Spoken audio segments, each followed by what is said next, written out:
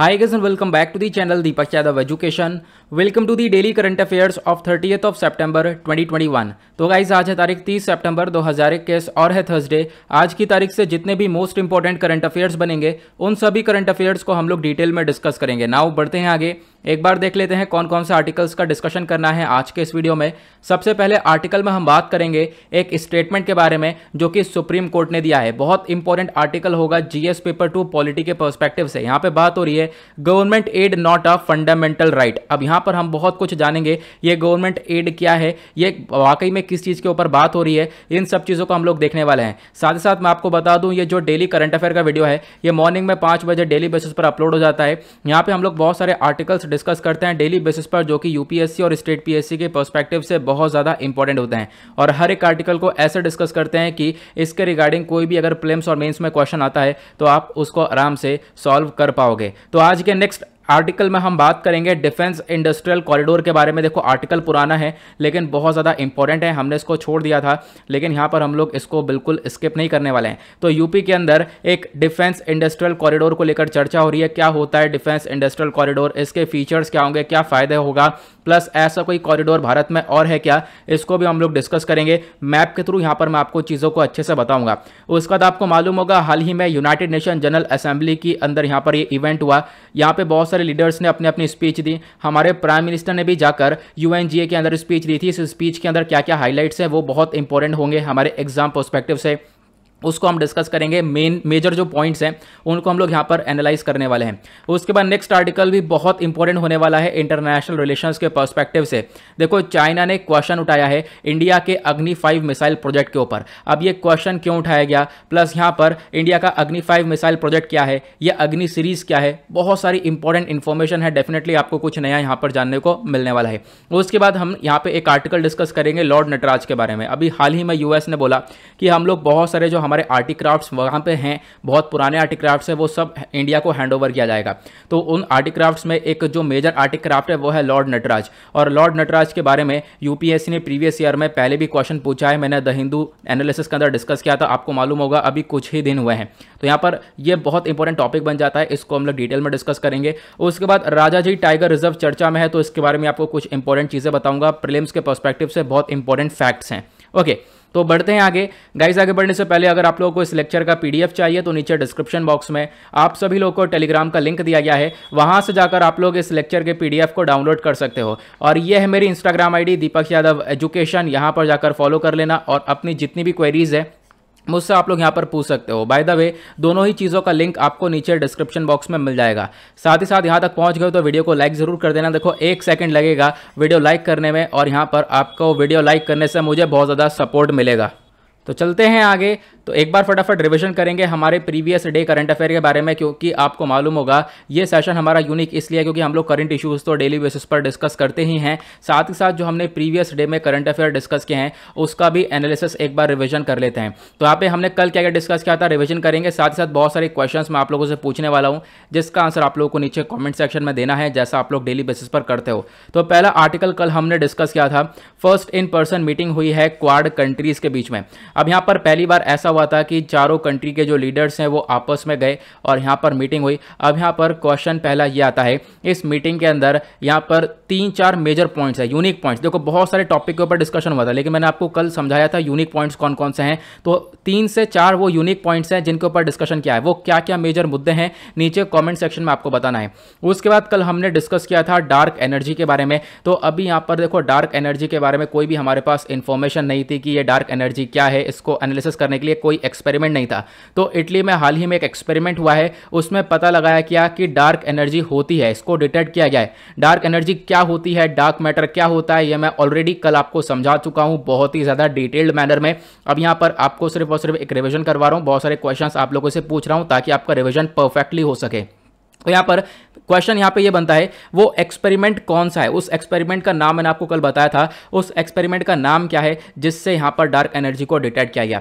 उसके बाद next article कल हमने डिस्कस किया था कि जो लेफ्ट विंग एक्सट्रीमिज्म का वायलेंस है ये काफ़ी हद तक कम हुआ है, ऐसा हमारे मिनिस्ट्री ऑफ होम अफेयर्स का स्टेटमेंट आया। ठीक है, ये चीज़ हमें पता चली। नाउ क्वेश्चन ये है, जो ये लेफ्ट विंग एक्सट्रीमिज्म है, ठीक है, ये आज के टाइम पर कौन कौन से स्टेट्स हैं जहां पर सबसे ज़्यादा देखने को मिलता है, इसको आप लोग सर्च कर सकते हो गूगल पर भी। तो कौन कौन से राज्य ऐसे हैं जहां पर अभी भी लेफ्ट विंग एक्सट्रीमिज्म सबसे ज़्यादा है। बाय द वे यहाँ पर आपका क्वेश्चन ये है कि रेड कॉरिडोर क्या होते हैं। ओके, उसके बाद नेक्स्ट आर्टिकल में कल हमने डिस्कस किया था WHO की नई गाइडलाइंस आ चुकी हैं एयर क्वालिटी को लेकर। अब यहाँ पर WHO ने बोला है ये कुछ गाइडलाइंस होगी, जो अपना लेवल था उसको थोड़ा सा और डाउन कर दिया है और हम लोग के लिए और ज़्यादा टफ हो चुका है। लेकिन इंडिया के अपने गाइडलाइंस से कुछ यहाँ पर खास इंपॉर्टेंट चीज़ें नहीं है, ठीक है, तो यहाँ पर आप लोग इसको स्किप भी कर सकते हो। साथ ही साथ एक छोटा सा आइडिया रख सकते हो। डेफिनेटली होता क्या है, हम लोग थोड़ी थोड़ी जानकारी सब चीज़ों के बारे में रखें तो वो ज़्यादा बेटर रहेगा, ठीक है। उसके बाद नेक्स्ट आर्टिकल कल हमने डिस्कस किया था, जो असम का जुदीमा राइस वाइन है, इसको अभी GI टैग मिला है। अब यहाँ पर क्वेश्चन ये है, यह जुदीमा राइस वाइन क्या है एग्जैक्टली, इसको कौन सी ट्राइब यहाँ पर असम के अंदर बना रही है। असम के साथ साथ यहाँ पर राजस्थान के अंदर भी एक प्रोडक्ट है जिसको अभी हाल ही में GI टैग मिला है। नीचे कमेंट सेक्शन में उसका नाम भी बताना है आप लोगों को। By the way GI tag क्या होता है, इसके बेनिफिट्स क्या होते हैं, ये आप लोग बता सकते हो। देन उसके बाद हमने डिस्कस किया था जो श्री पद्मनाभ स्वामी टेम्पल है, ठीक है, अभी यहाँ पर बोला गया सुप्रीम कोर्ट के द्वारा कि इस टेम्पल को लेकर ऑडिट किया जाएगा। ऑडिट मतलब पिछले 25 सालों के अंदर इस टेम्पल से कितना पैसा खर्चा गया है, उन सब की एक ऑडिटिंग होगी, पूरा एक डॉक्यूमेंट तैयार किया जाएगा, ठीक है। और मैं आपको बता दूं, जो ये पद्मनाभ स्वामी टेम्पल है, ये भारत का सबसे अमीर टेम्पल आपको देखने को मिल जाएगा। काफ़ी ज़्यादा चर्चा में ये शुरुआत से रहा है। बाय द वे क्वेश्चन ये है, ये टेम्पल कहाँ पर लोकेटेड है, नीचे कमेंट सेक्शन में बताना है। उसके बाद एट द लास्ट हमने कल डिस्कस किया था एक अभ्यास के बारे में, तो सूर्य किरण एक्सरसाइज हुई है, ये कौन कौन सी कंट्रीज के बीच में हुई है, नीचे कमेंट सेक्शन में बताना। प्लस ये कहाँ पर हुई है, ये भी नीचे कमेंट सेक्शन में बताना है। ओके, तो आगे बढ़ते हैं और स्टार्ट करते हैं आज का डिस्कशन। आज का जो पहला आर्टिकल है वो है पॉलिटी एंड गवर्नेंस के पर्सपेक्टिव से इंपॉर्टेंट, और पॉलिटी आता है हमारा GS पेपर 2 के अंदर। देखो यहाँ पे बात हो रही है, सुप्रीम कोर्ट के द्वारा एक स्टेटमेंट दिया गया। अब उस स्टेटमेंट को मैं टू द पॉइंट आपको बताऊंगा। स्टेटमेंट में ये बोला गया, जो गवर्नमेंट एड है नॉट अ फंडामेंटल राइट। यहाँ पे आप 2-3 वर्ड देख रहे होंगे।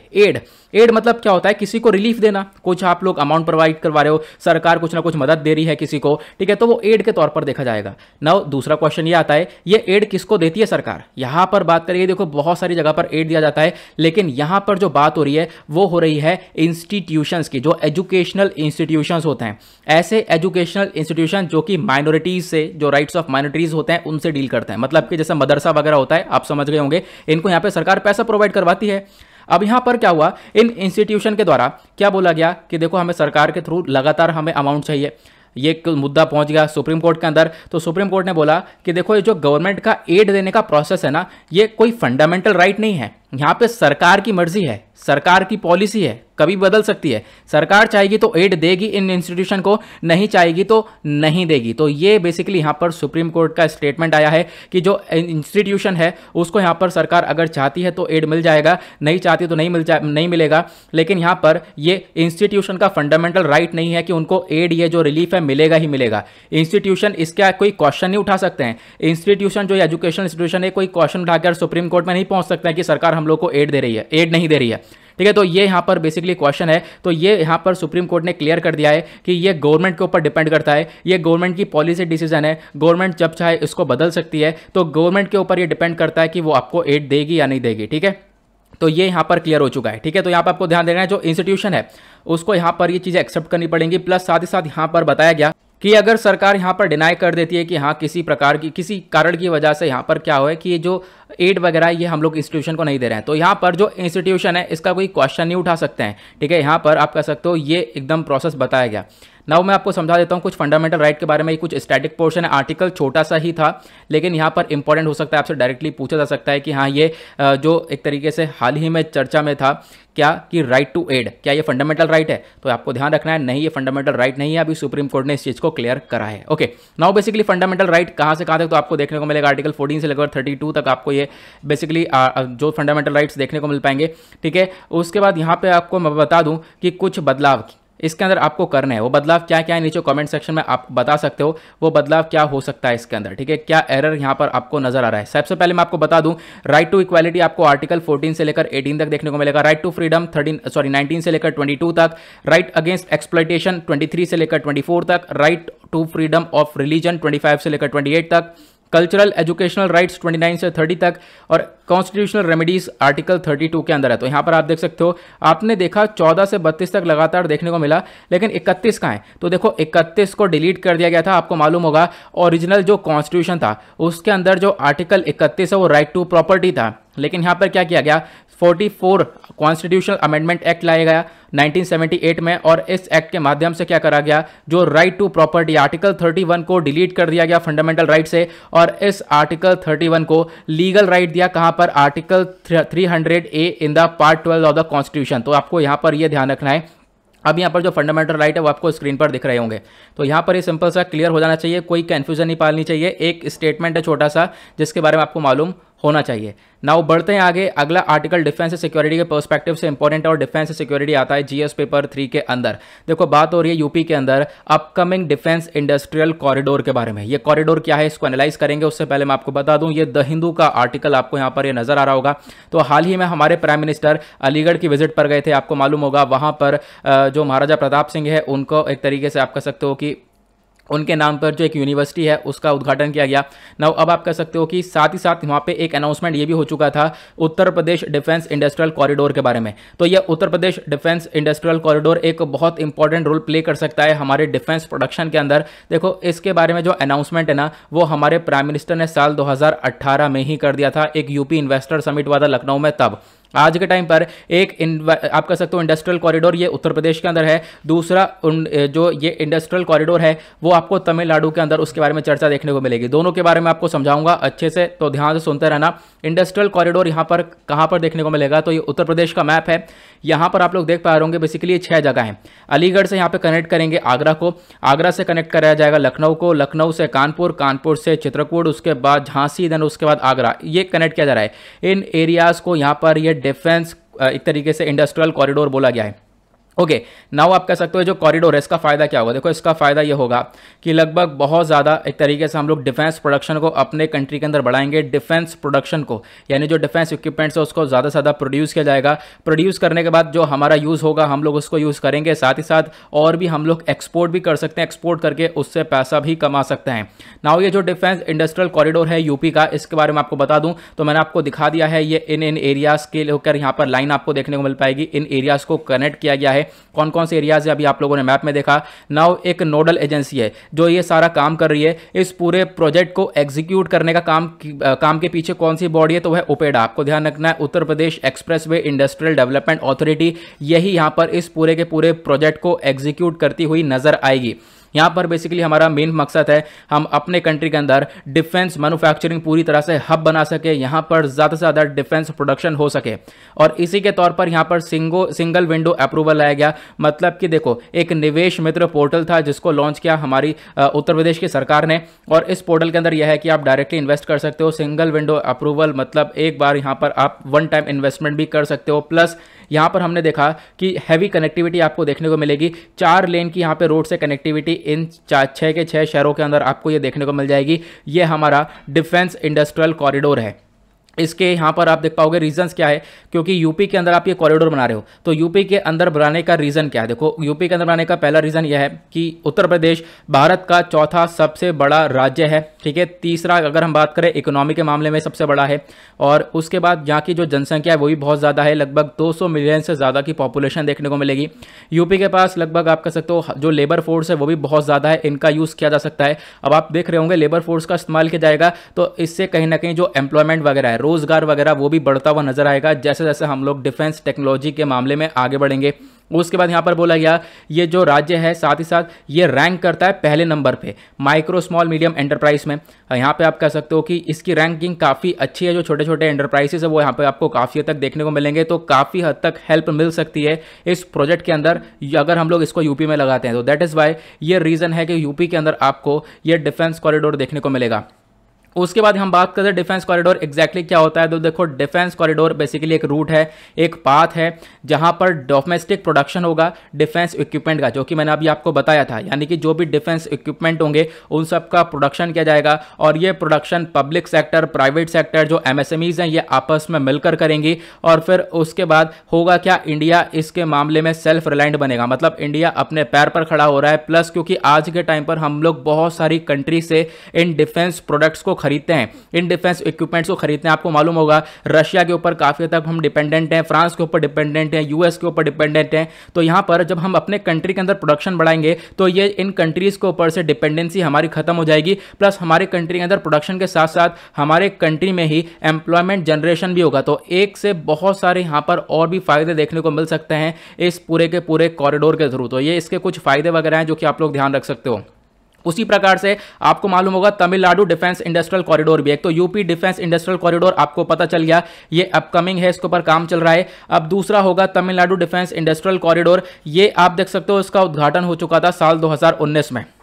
इस कॉरिडोर के अंदर भी आपको ये सारी जगह देखने को मिल पाएंगी, 5 जगह हैं, इनको कनेक्ट किया गया है, होसुर, चेन्नई, सालेम, तिरुचिरापल्ली और उसके बाद कोयम्बतूर। तो यहाँ पर ये आप लोग ध्यान रख सकते हो इसके बारे में। आगे बढ़ते हैं नेक्स्ट आर्टिकल की तरफ। अगला आर्टिकल इंटरनेशनल रिलेशंस के पर्सपेक्टिव से इंपॉर्टेंट है, आईआर आता है जीएस पेपर 2 के अंदर।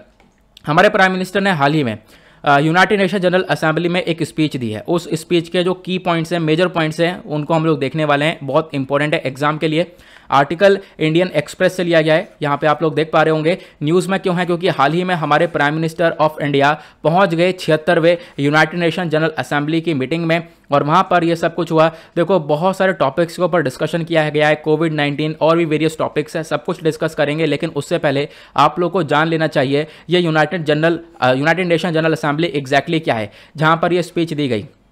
तो ये जो जनरल असेंबली है ये एक तरीके से एक ही प्रिंसिपल ऑर्गन है यूएन का। यूएन के कितने ऑर्गन से प्रिंसिपल ऑर्गन नीचे कमेंट सेक्शन में बताना है आप लोगों को, उनके नाम नीचे कमेंट सेक्शन में बताना है। तो यहाँ पर यूएन का ही एक ऑर्गन है यूनाइटेड नेशन जनरल असेंबली। जितने भी 193 मेंबर्स यूएन के हैं वो सब यहाँ पर इस जनरल असेंबली के अंदर रिप्रेजेंट करते हैं। हर साल सितंबर के महीने में, ये कौन सा महीना चल रहा है, सितंबर का महीना चल रहा है, आज आखिरी तारीख है सितंबर की। तो सितंबर के महीने में हर साल इसकी एक मीटिंग होती है और न्यूयॉर्क के अंदर मीटिंग होती है, क्योंकि न्यूयॉर्क के अंदर इसका हेडक्वार्टर है। वहां पर आपको डिबेट्स वगैरह और भी बहुत सारी चीज़ें देखने को मिल जाती हैं। बहुत सारी कंट्री के जो लीडर्स होते हैं वो अपनी स्पीच देते हैं, जैसा कि अभी हम लोगों ने देखा है हमारे भारत के प्रधानमंत्री ने भी यहाँ पर स्पीच दी है और उसी स्पीच की वजह से हम लोग इस आर्टिकल को पढ़ रहे हैं।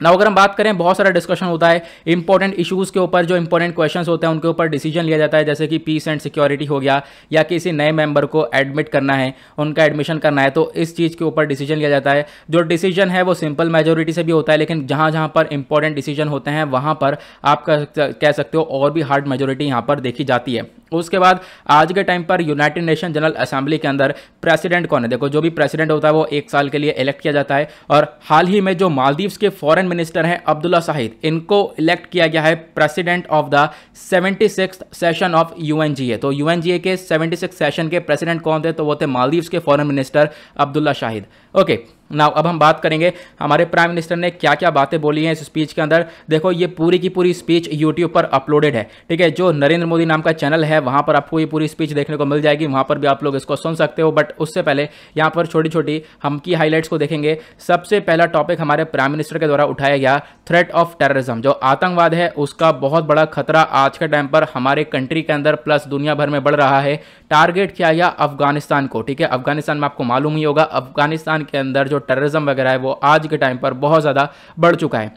तो बहुत सारी कंट्रीज़ हैं जहां पर अब जो टेररिज्म वगैरह है इसका खतरा आपको देखने को मिल जाएगा। तो ये मुद्दा उठाया गया कि देखो आतंकवाद को हमें ख़त्म करना होगा। दूसरा यहां पर इन्होंने उठाया मुद्दा कि देखो इंडिया का एक बहुत बड़ा इंपॉर्टेंस है दुनिया भर के अंदर। इंडिया जो है मदर ऑफ डेमोक्रेसी है, इंडिया के अंदर जो ये डेमोक्रेसी है ये बहुत पुरानी डेमोक्रेसी आपको देखने को मिलेगी। प्लस यहाँ पे बोला when India grows world grows, मतलब कि जब इंडिया ग्रो होगा तो दुनिया ग्रो होगी। इतना ज़्यादा इंपॉर्टेंट है दुनिया भर के लिए हमारा महान भारत, ऐसा हमारे प्राइम मिनिस्टर के द्वारा ये स्पीच में बताया गया। उसके साथ हमारे प्राइम मिनिस्टर ने बोला इंडिया के अंदर हाल ही में बहुत सारे डेवलपमेंट्स हुए हैं, पिछले 7 सालों के अंदर बहुत सारे डेवलपमेंट्स करे गए, जैसे कि यहाँ पर आप कह सकते हो कि लोगों को घर दिए गए, लोगों को घर प्रोवाइड किया गया और एक तरीके से उनको बहुत ज़्यादा फ्री में ट्रीटमेंट मिला है, ठीक है। बहुत सारे लोगों को एक तरीके से आप कह सकते हो साफ पानी मिला है, जो यहाँ पर अलग अलग योजना से मिला है, जैसे कि पीएम जन आरोग्य योजना हो गया, इसमें आपको फ्री ट्रीटमेंट मिला है। उसका पीएम आवास योजना हो गया, इसमें जो जिन लोगों के पास घर नहीं था उनको यहाँ पे घर दिया गया,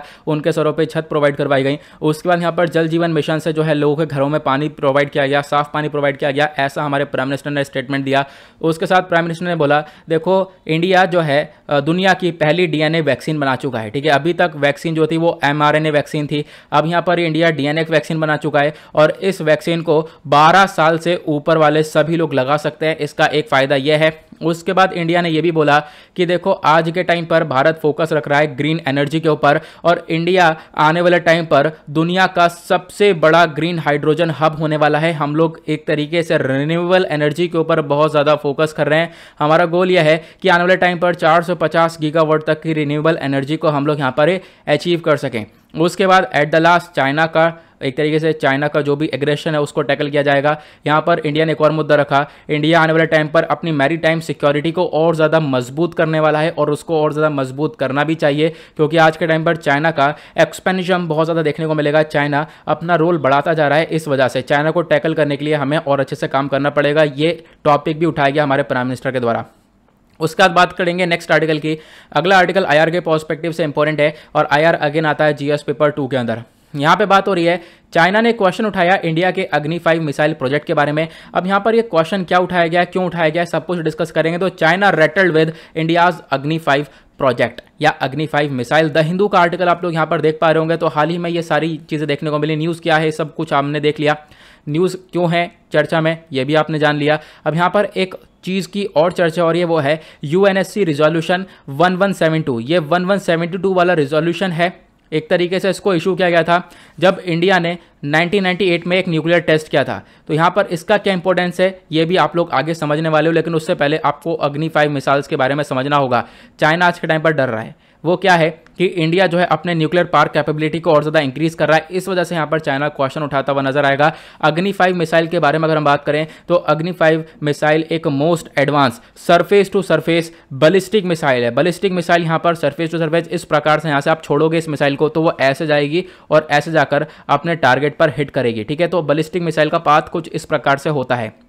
जो ये अग्नि मिसाइल है इसके अंदर 3 स्टेज देखने को मिलती हैं। सॉलिड फ्यूल का इस्तेमाल होता है, 17 मीटर की टॉल मिसाइल है। ये जो है सबसे इंपॉर्टेंट बात, न्यूक्लियर वॉरहेड को कैरी कर सकती है लगभग 1.5 टन तक। तो यहाँ पर कहीं ना कहीं एक न्यूक्लियर का भी बहुत बड़ा रोल देखने को मिलेगा। इसी वजह से चाइना आ चुका है काफ़ी ज़्यादा कंसर्न में। जो अग्नि 5 है ये एक फायर एंड फॉरगेट मिसाइल है, छोड़ दो और मतलब फायर आप कर दो इस मिसाइल को और उसके बाद भूल जाओ, ठीक है, अपने आप हिट जाएगी जाकर टारगेट पर। और उसके बाद ध्यान रखना है बहुत इंपॉर्टेंट पार्ट, इस मिसाइल को डेवलप किया गया है under the programme of IGMDP, मतलब integrated guided missile development programme के अंडर में इसको डेवलप किया गया।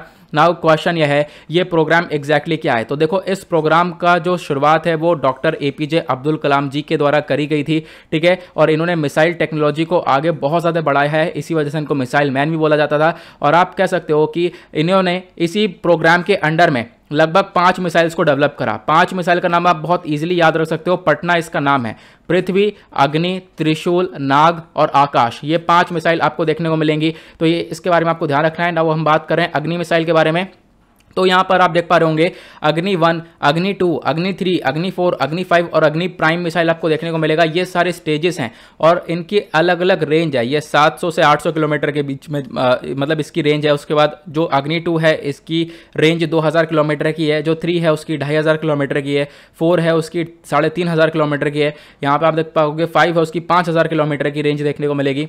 तो यहाँ पर कहीं ना कहीं आप कह सकते हो ये काफ़ी बड़ी अचीवमेंट आपको भारत के लिए देखने को मिलेगी। लेकिन उसके बाद बहुत ही कम देश हैं पूरे दुनिया भर में, जैसे US, China, Russia, France, north Korea, इनके पास इस प्रकार की मिसाइल है। तो कहीं ना कहीं चाइना को इसी बात का ये कंसर्न देखने को मिलेगा और चाइना इसी को लेकर क्वेश्चन उठा रहा है कि इंडिया को ये मिसाइल नहीं बनानी चाहिए। क्यों, ऐसा क्यों? चाइना ने रीज़न क्या रखा? चाइना ने रीज़न रखा है UNSC का जो रिजोल्यूशन है 1172 वाला। वो देखो ये जो रिजोल्यूशन है ये कब यहाँ पे डाला गया था मैं आपको बताता हूँ। इंडिया ने क्या करा, इंडिया और पाकिस्तान ने 1998 में न्यूक्लियर टेस्ट किया और न्यूक्लियर टेस्ट करना अलाउ नहीं है, ठीक है। तो न्यूक्लियर टेस्ट करा, मतलब कंट्री अपने यहाँ पे न्यूक्लियर वेपन का एक तरीके से प्रोडक्शन कर रही है, न्यूक्लियर टेस्ट कर रही है। तो जैसे ही न्यूक्लियर टेस्ट करा बहुत ज़्यादा बैठक बैठ गई, बहुत ज़्यादा लोग सब कुछ सतर्क हो गए, UNSC के अंदर यहाँ पे मीटिंग हुई। अब रिजोल्यूशन अडॉप्ट किया गया, कौन सा? 1172 का। इन्होंने बोला कि देखो ये जो रिजोल्यूशन है इसके अंदर बोला गया है कि जो न्यूक्लियर वेपन है उसको रोका जाएगा, न्यूक्लियर वेपन्स के प्रोग्राम्स रोके जाएंगे, प्लस यहाँ पर न्यूक्लियर वेपन्स को जो फैलाया जा रहा है उसको रोका जाएगा, प्लस जो बैलिस्टिक मिसाइल्स है जिनके अंदर पावर है न्यूक्लियर वेपन्स की उनको बंद किया जाएगा। ये रिजोल्यूशन ये बोलता है। तो इंडिया को आप कह सकते हो यहाँ पर इस रिजोल्यूशन के अंदर ऐड किया गया था। इंडिया के ऊपर ये सारे एक तरीके से सीजमेंट लगाए गए कि इंडिया ये सब काम नहीं करेगा। तो चाइना ने ये बोला कि इंडिया को एक तरीके से यहाँ पे पहले भी वार्निंग मिल चुकी है कि वो न्यूक्लियर जो टेस्ट है वो नहीं करेगा, एक तरीके से न्यूक्लियर वेपन्स को नहीं डेवलप करेगा। तो लेकिन फिर भी यहाँ पर आज के टाइम पर इंडिया ये न्यूक्लियर वेपन डेवलप करता हुआ नजर आ रहा है। तो ये है चाइना का एक क्वेश्चन। आई होप आपको ये समझ में आ चुका होगा, बहुत ज़्यादा इंपॉर्टेंट आर्टिकल है। आगे बढ़ते हैं अगले आर्टिकल की तरफ। अगला आर्टिकल हिस्ट्री के पर्सपेक्टिव से इंपॉर्टेंट है और हिस्ट्री आता है जीएस पेपर 1 के अंदर। देखो यहाँ पे बात हो रही है लॉर्ड नटराज के बारे में। लॉर्ड नटराज आपने देखा होगा, यहाँ पर इस प्रकार का ये एक तरीके से स्टैचू है। यहाँ पर बोला जाता है लॉर्ड शिवजी का स्टैचू है ये। अभी मैं अच्छे से इसको एनालाइज करूंगा, आप देख पा रहे होंगे ये बिल्कुल सेम ही यहाँ पर स्ट्रक्चर आपको देखने को मिलेगा। न्यूज़ में क्यों है? क्योंकि न्यूज़ में इसलिए है, द इंडियन एक्सप्रेस का आर्टिकल है। लगभग आप कह सकते हो 12 सेंचुरी का जो नटराज है वो यहाँ पर आप कह सकते हो 12th सेंचुरी से लेकर टू 2nd सेंचुरी के आसपास की बात है।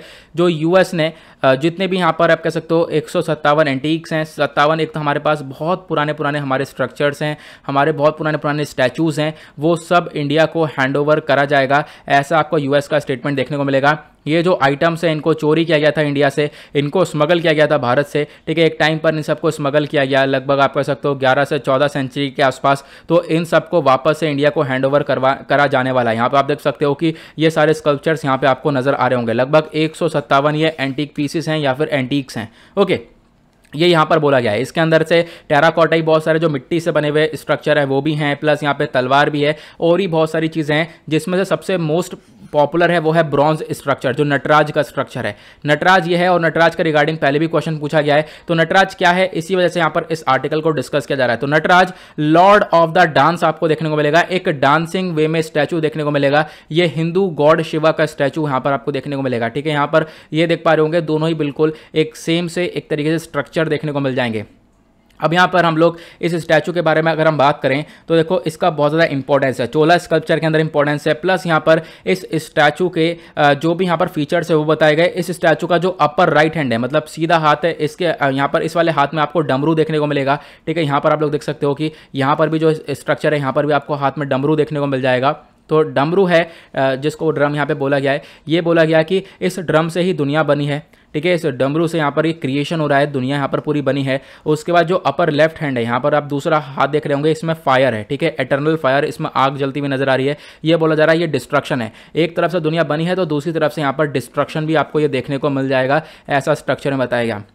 उसके बाद जो लोअर राइट हैंड आपको देखने को मिल जाएगा, ये वाला हाथ, ये अभय मुद्रा में है, ये बताता है यहाँ पर एक तरीके से मुद्रा के बारे में। देन उसके बाद जो नीचे वाला हाथ है लेफ्ट, ये आपको एक तरीके से इस पैर की साइड पर दिख रहा होगा, ये वाला हाथ बताता है साल्वेशन के बारे में, जो मोक्ष का रास्ता होता है उसके बारे में यहाँ पर ये बताता है। और यहाँ पर ये जो पूरा का पूरा स्टैचू है ये एक ड्वार्फ के ऊपर बना है। ड्वार्फ के ऊपर मतलब एक नीचे से बोना सा इंसान है, यहाँ पर आप देख पा रहे होंगे, इसके ऊपर यहाँ पर ये बना है। ये ड्वार्फ को किससे डिनोट किया गया है? इसको डिनोट किया है इग्नोरेंस से। इग्नोरेंस या फिर ईगो, ईगो क्या रहता है, हमेशा नीचे ही दबा रह जाता है, ऐसा यहाँ पर बताया गया है। तो ये ड्वार्फ आप लोग देख पा रहे होंगे। तो इस स्ट्रक्चर को यहाँ पर लॉर्ड शिवा का स्ट्रक्चर बोला गया है। तो आई होप आपको समझ में आ गया होगा। यूपीएससी ने एक क्वेश्चन पूछा था, जो ये स्ट्रक्चर है इसके अंदर कितने हाथ हैं? तो ऑब्वियस ही बात है, यहाँ पर आप देख पा रहे होंगे 4 हाथ है, 1 2 3 4। तो ये ऑप्शन में था 4 हाथ है, तो यहाँ पर सही आंसर 4 था, ओके। ना इसके बारे में और भी चीज़ें बताई गई। जो यहाँ पर स्ट्रक्चर के अंदर बाल देखने को मिलेंगे आपको, ये जो हेयर्स हैं ये बताते हैं जो गंगा है, गंगा रिवर है वो बह रही है।